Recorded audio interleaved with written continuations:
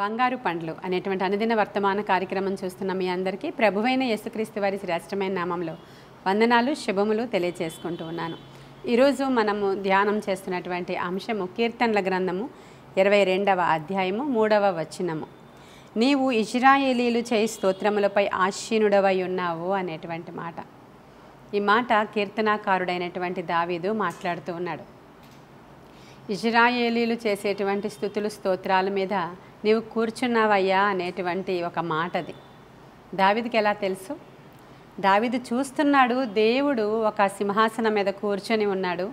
ఆ సింహాసనము అది దేనితో తయారు చేయబడిందంటే దేవుని యొక్క బిడ్డలైనటువంటి ఇశ్రాయేలీలు చేసేటువంటి స్తుతులతో తయారైంది. అది వారు చేసినటువంటి స్తుతుల మీద నీవు కూర్చొని ఉన్నావయ్యా అనేటువంటి మాటని కీర్తనాకారుడు రాస్తూ ఉన్నాడు. మనం కీర్తనల గ్రంథం చదువుతూ ఉన్నప్పుడు అనేకమైన విషయాలను గురించి ఆయన రాస్తూ ఉన్నప్పుడు ఇవి ఎలా తెలుసు అసలు దావీదుకి? ఆయనకి ఇవన్నీ ముందుగా ఎలా తెలుసు అని అనిపిస్తూ ఉంటుంది.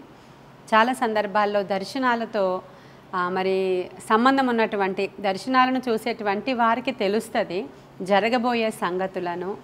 దేవుడు మన జీవితంలో జరగబోయే వాటిని కళల ద్వారా దర్శనాల ద్వారా చూపిస్తూ ఉంటారు.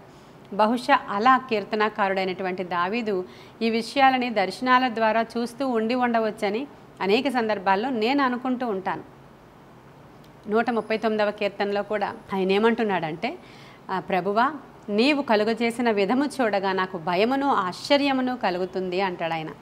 నా తల్లి గర్భములో నేను పిండమునై ఉండగానే నీ కన్నులు నన్ను చూశాయి కదా, ఎముకలు ఎలాగో ఎదుగుచున్నావో ఆ రీతి చూసినప్పుడు నాకు భయమును ఆశ్చర్యమును కలుగుతుంది అంటున్నాడు. ఈ రోజుల్లో లాగా ఆ రోజుల్లో కంప్యూటర్స్ ఉన్నాయా? లేకపోతే దేంట్లో చూస్తుంటాడు ఆయన పిండము ఎలా గ్రోత్ అవుతుందో, ఆ పిండము ఎలాగ తయారవుతుందో, దానిలో కన్నులు ఎప్పుడు వస్తున్నాయో, ఎముకలు ఎలా ఎదుగుతున్నాయో, రక్త ప్రసరణ ఎలా జరుగుతుందో, హార్ట్ బీట్ ఎప్పుడు స్టార్ట్ అవుతుందో ఇవన్నీ ఎప్పుడు చూస్తుంటాడండి ఆయన. ఈ రోజుల్లో అయితే మనం ఏ సబ్జెక్ట్ అయినా చూడొచ్చు, మనకు అలాంటి ఫెసిలిటీస్ ఉన్నాయి. కానీ ఆయన ఎలా చూస్తుంటాడంటే అప్పుడు నాకు ఆలోచన వచ్చింది, అయితే ఈయన దర్శనాలలో చూస్తూ ఉన్నాడు, ఈయనకి దేవుడు అనేక ప్రత్యక్షతలు ఇస్తూ ఉన్నాడని యోబు గ్రంథంలో కూడా చూస్తాం. అనేకమైన దర్శనాలతో యోబును దేవుడు నింపినట్లు ఈ యొక్క భక్తులు శ్రమల కాలాలలో వారు దేవునితో చేసిన సహవాస సమయాలలో దేవుడు అనేకమైనటువంటి దర్శనాలతో ఈ భక్తుల్ని నింపినట్లుగా మనం చూస్తాం. ప్రియమైన దేవుని బిడ్డలారా, మరి ఈరోజు ఆయన అంటున్నాడు, ఇశ్రాయేలీలు చేయి స్తుతులపై నీవు కూర్చొని ఉన్నావు అంటున్నాడు ఆయన. మరి మీరు అనుదినము కూడా ప్రార్థన చేసేటప్పుడు దేవుడిని స్తుతిస్తున్నారా? స్తుతించుట చాలా మంచిది. దేవుణ్ణి ఎలా స్తుతించాలి? స్తుతించేటప్పుడు చాలామంది వారికున్న సమస్యలన్నీ జ్ఞాపకం చేసుకుంటూ స్తోత్రం ప్రభా, అయ్యో యేసయ్యా నీకు వందనాలని ఏడుస్తున్నట్లు స్తుతిస్తూ ఉంటారు. ఒక రాజుని పొగిడేటప్పుడు, ఆయన యొక్క గొప్ప ఉన్నతమైన గుణలక్షణాలను పొగిడేటప్పుడు, జీవము కలిగిన దేవుని యొక్క నామాన్ని ఉచ్చరించేటప్పుడు మనకు కలిగిన బాధలను బట్టి అలా ఏడుస్తూ స్తుతించడం అసలు అది పద్ధతే కాదు. మనం ప్రార్థన చేయడానికి దేవుడు చాలా సమయం ఇచ్చాడు, సందర్భాన్ని ఇచ్చాడు.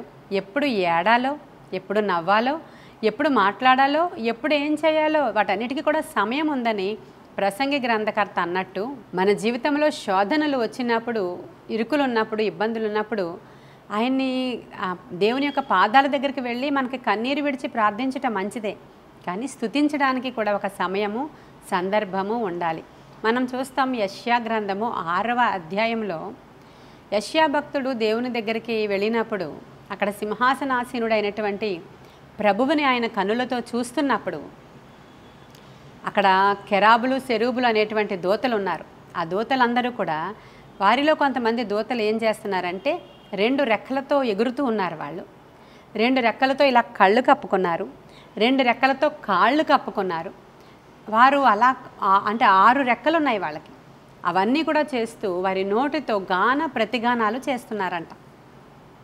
యెహోవా పరిశుద్ధుడు, పరిశుద్ధుడు, పరిశుద్ధుడు అని వారు గాన ప్రతిగానాలు చేస్తూ ఉన్నారంట. అప్పుడు అక్కడున్నటువంటి ఏరియాలో గడప కమ్ముల పునాదులు కదిలిపోతున్నాయంట దేవుణ్ణి స్తుతిస్తూ ఉన్నప్పుడు. ప్రియమైన దేవుని బిడ్డలారా, వారు భయముతో, ఆనందముతో పరిశుద్ధుడిని స్తుతించుట అనేటువంటి సందర్భం అక్కడ మనం చూస్తాం.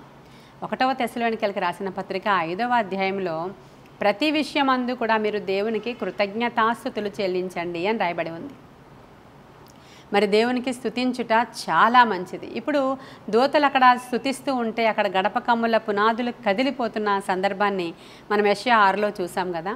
ఇదే సందర్భాన్ని మనం పౌలు శీలలు చెరసాలలో ఉంచబడినప్పుడు వారు కూడా గాన ప్రతిగానాలు చేస్తున్నారు. జైల్లో ఉన్నప్పుడు చాలా శోధనలో ఉన్నారు, చాలా శ్రమలో ఉన్నారు, అసలు అవమానంలో ఉన్నారు, గాయాలతో ఉన్నారు, బాధలతో ఉన్నారు. ఆ సమయంలో వాళ్ళు అర్ధరాత్రి వేళ దేవుణ్ణి స్తుతిస్తూ ఉంటే అక్కడ కూడా గడప కమ్ముల పునాదులు కదిలిపోయి, చెరసాల యొక్క పునాదులు అదిరిపోయి, అక్కడ ఉన్నటువంటి తాళాలు విడిపోయి, అక్కడ ఉన్నటువంటి తలుపులు ఓపెన్ అయిపోయిన సందర్భాన్ని మీరు చూస్తారు. మనము యెరికో విషయంలో చూస్తాము. యెరికో గోడలు యెహోషువ గ్రంథంలో చూస్తారు మీరు. వారు 7 రోజులు ఆ గోడల చుట్టూ మౌనంగా తిరిగిన తర్వాత వారి నోటితో కేకలు వేస్తూ, యాజకులు బూరలు ఊదుతూ ఆ గోడ చుట్టూ తిరిగినప్పుడు వారు నోటి నుంచి మాట్లాడినటువంటి ఆ యొక్క కేకల ధ్వని, బూరల ధ్వని వినబడిన వెంటనే యెరికో కోట గోడలు కూలిపోయినాయి అంట. ప్రియమైన దేవుని బిడ్డలారా, స్తుతించుట చాలా మంచిది. దేవుణ్ణి స్తుతించుట విషయంలో ఎంతమంది భక్తులు దేవుణ్ణి స్తుతించి కొనియాడి ఎంత గొప్ప కార్యాలు చూశారు. యెహోషాపాతు యుద్ధానికి వెళ్ళినప్పుడు యుద్ధానికి ముందుగా యుద్ధవీరులు నిలవబడడానికి ముందుగానే పాటలు పాడేవాళ్ళు నిలవబడి స్తుతిస్తూ ఉండగా శత్రువు మీదకి దేవుని యొక్క పవర్ దిగి వచ్చినట్లుగా మనం చూస్తున్నాం. కాబట్టి స్తుతించాలండి. ఈ రోజుల్లో దేవుణ్ణి స్తుతించేటువంటి పుస్తకాలు అనేకమైనవి వచ్చాయి. దాంట్లో దేవుని యొక్క నామాలన్నీ కూడా రాయబడి ఉంటాయి. స్తుతించవచ్చు. మీరు ప్రతిరోజు కూడా ప్రార్థించండి. దేవుని సన్నిధిలోకి వెళ్ళి కనిపెట్టండి. మీకు బాధ వచ్చినప్పుడు కన్నీటితో ప్రార్థన చేయొచ్చు, సంతోషం వచ్చినప్పుడు సంతోషంతో ప్రార్థన చేయొచ్చు, రెగ్యులర్గా రొటీన్గా చేసే ప్రార్థనలు కూడా చేయొచ్చు. కానీ చాలామంది ఆచార ప్రకారమైన ప్రార్థనలు చేస్తారు. రొటీన్గా ఏదో టేప్ రికార్డర్ ఆన్ చేసినట్లుగా దీని తర్వాత ఇది, దీని తర్వాత ఇది, దీని తర్వాత ఇది, దట్స్ ఆల్. మరికొంతమంది వారి పుస్తకాల్లో ఉన్నటువంటి ఆ యొక్క స్టెప్ వైజ్ చేసేటువంటి ప్రార్థనా విధానాలను చేస్తూ ఉంటారు. దీని తర్వాత ఇలా ఉచ్చరించాలి, దీని తర్వాత ఇలా ఉచ్చరించాలని అలా ప్రార్థన చేస్తూ ఉంటారు. మరికొంతమంది ఇలా కాదు, కానీ వాళ్ళు ఇంకా ఎలా ప్రార్థన చేస్తారంటే ఇంకా స్టార్టింగే వాళ్ళ అవసరతల చిట్టా అంతా తీసుకొచ్చేస్తారు. అంటే ప్రార్థనా విధానాలు చాలా ఉంటాయి. ప్రియమైన దేవుని బిడ్డలారా, దేన్ని క్రిటిసైజ్ చేయడానికి వీల్లేదు. మీ ప్రేయర్ స్టైల్ మీదే, మీ సంఘక్రమము మీదే. మీరు ఎలాగైనా ప్రార్థన చేయండి. ఆయన నామము పేరట తండ్రి అని మొదలుపెట్టి మీరు ప్రార్థన చేయడం మొదలు పెట్టగానే ఆయన సన్నిధి ఖచ్చితంగా మీతో ఉంటుంది. కానీ దేవునికి ప్రార్థన చేయడం ఎలాగూ అనేది ఏమి కూడా పుస్తకాల్లో చూసి చేసేది కాదు. అది మన అనుభవంతో చేసేది. మనం చేస్తాము, అదంతా మంచిదే. కానీ నేనేం చెప్తున్నానంటే ఈరోజు దేవుడు మీ ఇంట్లోనికి వచ్చినప్పుడు కూర్చోడానికి ఒక మంచి కుర్చీ ఉందా మీ ఇంట్లో? చాలా ఖరీదు పెట్టి బంగారంతో చేయించిన కుర్చీ అయినా ఆయన కూర్చోడండి. చాలామంది ఈ రోజుల్లో కుర్చీలు వేసి దాంట్లో దేవుడు కూర్చుంటాడేమో అని పెడుతున్నారు. అలా కూర్చోడు ఆయన. మన దేవుడు ఆత్మ అయి ఉన్నాడండి. ఆయన ఆత్మస్వరూపి. నువ్వు ఎప్పుడైతే దేవుడిని స్తుతిస్తూ ఆత్మతో ఆరాధిస్తూ ఉంటావో ఆ స్తుతుల మీద ఆయన వచ్చి కూర్చుంటాడు అని కీర్తనాకారుడైనటువంటి దావీదు దర్శనములో చూస్తూ ఉన్నాడు. దావీదు దినమునకు 7 మార్లు స్తుతించేవాడంట. ప్రియమైన దేవుని బిడ్డలారా, 7 మార్లు దేవుణ్ణి స్తుతిస్తూ ఉంటే ఆయన అంటాడు, దావీదు నీకు ఇచ్చిన సంపద చాలా, ఇంకా ఇవ్వాలా అని అడుగుతాడండి. దావీదుని చూసి దేవుడు అంటాడు, దావీదు నా హృదయానుసారుడు అంటాడండి. కాబట్టి స్తుతించేవారు దేవునికి హృదయానుసారులుగా మార్చబడతారు. మీరు స్తుతిస్తున్నారా? మరి మా సంఘంలో స్తుతించడానికి నేను ఎక్కువ ఇంపార్టెన్స్ ఇస్తాను. మీరు చూస్తూ ఉంటారు లైవ్లో ఆదివార ఆరాధనలో మోకరించి ఆరాధిస్తాం. ఫస్ట్ పాటలు పాడుతూ ఉంటాం. మోకరించిన తర్వాత నిలువబడి ఆరాధించడం మొదలు పెడతాం. ఆరాధించడంలో ఎన్ని పాటల్లో నుంచి ఎన్ని పాటల్లోనికి మేము వెళ్ళిపోతామంటే, ఎందుకంటే ఆయన ఆరాధించాలి, మహోన్నతుడిని స్తుతించాలి, ఆయన్ని ఘనపరచాలి. మేము ఆరాధిస్తూ ఉంటే గడప కమ్ములు కదిలిపోవాలి. మేము స్తుతిస్తూ ఉంటే దేవుని మహిమ మా మధ్యలోనికి దిగి వచ్చేయాలి. ఇది నా కాన్సెప్ట్. నాకు అది చాలా ఇష్టం. సంఘానికి నేను ఆ క్రమాన్నే నేర్పించాను. అధికముగా మేము ఆరాధిస్తాం. 1 అవర్ ఖచ్చితంగా మేము నిలువబడి ఆరాధిస్తాం. మోకరించి నిలువబడి మేము చేసే ఆరాధన ప్రతి ఆదివారం 1 గంట ఉంటుంది. మీరు చూస్తూ ఉంటారు, లైవ్లో చూసినప్పుడు మీకు తెలుస్తుంది. మీలో చాలామందికి మా ఆరాధన అంటే ఇష్టమని మాకు చెప్తూ ఉంటారు. చాలామందికి అంతసేపు ఆరాధన ఏంటి, పాటలు ఏంటి, వాక్యం ఎప్పుడో చెప్పండి అప్పుడు చూస్తామంటారు. ఎవరిష్టం వాళ్ళదే. కానీ మనము మన దేవునిని స్తుతించుట అనేది చాలా మంచి విషయము అని ఇక్కడ మనం బైబిల్ గ్రంథంలో తెలుసుకుంటాం. ప్రియమైన దేవుని బిడ్డలారా, స్తుతించుట ద్వారా, మనం ఆరాధించుట ద్వారా, ఆయన నామాన్ని ఉచ్చరించుట ద్వారా ఎరికో గోడలు కూలిపోయినట్లుగా ప్రతి బంధకాలు మన జీవితంలో తెగిపోతాయని లేఖనం సెలవిస్తూ ఉంది. కాబట్టి మరి మీరు ఈ రోజు నుంచి స్తుతించడం మొదలు పెడతారా? స్తుతించడానికి సమయాన్ని కేటాయించండి. ఉదయకాల సమయం లేచి దేవుణ్ణి స్తుతించడం చాలా శ్రేయస్కరం, అది శోభస్కరం. మరి దావీదు కీర్తనాకారుడు దేవుని స్తుతించడానికే జీతాలు ఇచ్చి వందల మంది గాయకుల్ని ఏర్పాటు చేశాడంట. దేవుణ్ణి స్తుతించడానికి జీతములు ఇచ్చి వందల మంది వేల మంది వాయిద్యకారులను తయారు చేశాడంట. మీరు చూడండి, కీర్తనల గ్రంథం చూసేటప్పుడు కీర్తనల గ్రంథం పైన రాసి ఉంటుంది, ఇది ఈ రాగముతో పాడదగినది, ఇది ఈ యొక్క తాళముతో పాడదగినది, ఈ విధమైనటువంటి కీర్తన ఇది సో అండ్ సో పరిస్థితులలో ఇది పాడదగినది, ఈ తాళముతో ఈ రాగముతో పాడదగినదని పైన రాస్తాడు కీర్తనాకారుడైనటువంటి దావీదు. అంటే మ్యూజికల్ ఇన్స్ట్రుమెంట్స్తో, ఏ ఇన్స్ట్రుమెంట్స్తో పాడాలి, ఎలా కీర్తించాలి, ఎలా ఆరాధించాలో కూడా కీర్తనాకారుడైన దావీదు దేవుణ్ణి ఘనపరిచి మనకు చూపిస్తున్నాడండి. కాబట్టి ఈ రోజు నుంచి మీరు దేవుణ్ణి అధికంగా స్తుతించేవారుగా ఎదగాలని, తద్వారా వచ్చే ఆశీర్వాదాలు మీరు పొందుకోవాలి. ఆశీర్వాదాన్ని ఎక్స్పెక్ట్ చేసి స్తుతించడం కాదు, కానీ ప్రేమతో దేవుణ్ణి ఆరాధించుట అనే పద్ధతిలో ఎదగాలండి అందరూ కూడా. తరువాత వేరే సమయాన్ని తీసుకుని మీరు మీ అవసరతలు దేవుడికి చెప్పి ప్రార్థించవచ్చు. వేరే సమయం కేటాయించుకుని మీ బిడ్డల కొరకు మీరు కన్నీటితో ప్రార్థించవచ్చు. మన అవసరతల కోసం ప్రార్థన చేసుకోవచ్చు. బైబిల్ రీడింగ్ వేరే టైంలో చేసుకోవచ్చు.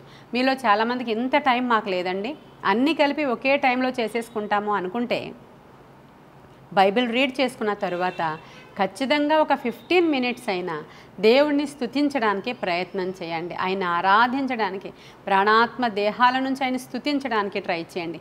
పాటలు పాడేవారు ఇలా అనుకుంటారు, పాటలు పాడేసి మేము దేవుణ్ణి చాలా స్తుతించేశామని.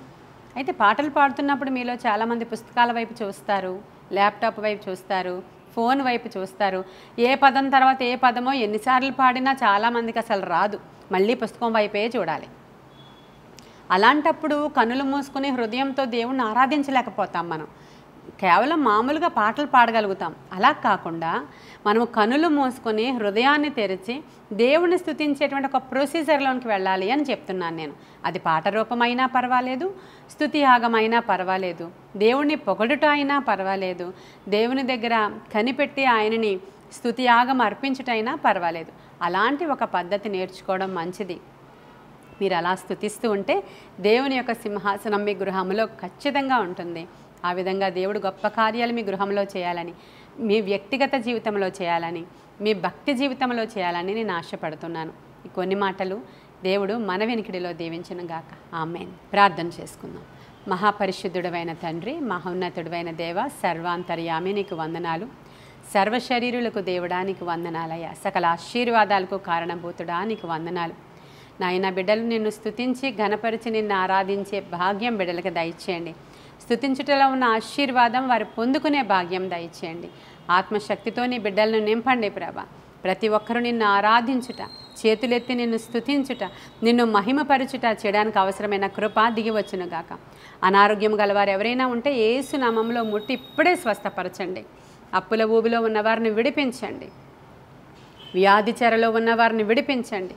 పౌలు శీలలు చెరసాలలో ఉండి ఆరాధన చేస్తూ ఉంటే ఎలాంటి ఉజ్జీవం వచ్చి ఎలాగ చెరసాల సంఖ్యలు బ్రద్దలై వారు విడిపించబడ్డారో, అలాగే ఈ దినాన ఆ కుటుంబాలలో కూడా ఒక విడుదల కలుగునుగాక నా తండ్రి. ఆత్మకార్యం జరిగించమని, నీ గొప్ప సూచక క్రియల గృహాలలో జరిగించి మీ నామానికి మహిమ తెచ్చుకోమని యేసయ్య శ్రేష్ఠ నామంలో అడుగుచున్నాము తండ్రి. ఆమేన్. God bless you.